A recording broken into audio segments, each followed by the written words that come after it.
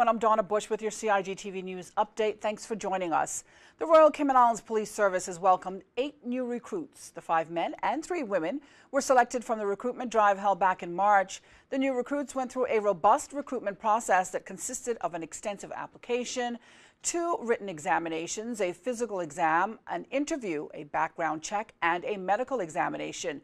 Altogether, the RCIPS received 283 applications. Of these, 166 applicants met the minimum requirement, which included the requirement that candidates possess Caymanian nationality or hold permanent residency with the right to work.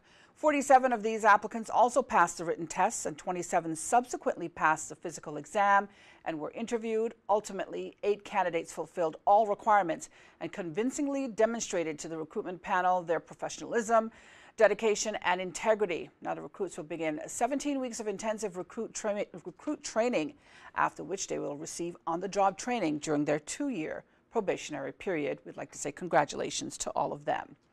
Pedro St James Historical Site, one of the main attractions of the Tourism Board, is the new home of the Tourism Attractions Board office.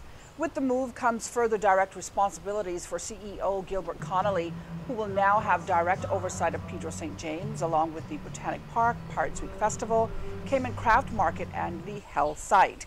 Now, the move is part of the board's strategic plan to reduce costs and grow revenue.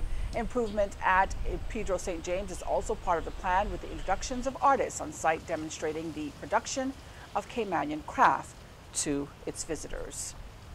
Matthew Tibbetts has been appointed the new Accountant General, Deputy and Head of the Civil Service, Mr. Franz Manderson, along with Financial Secretary and Chief Officer, Mr. Kenneth Jefferson, announced the appointment earlier this week. Mr. Tibbetts will begin his new position on September 14th.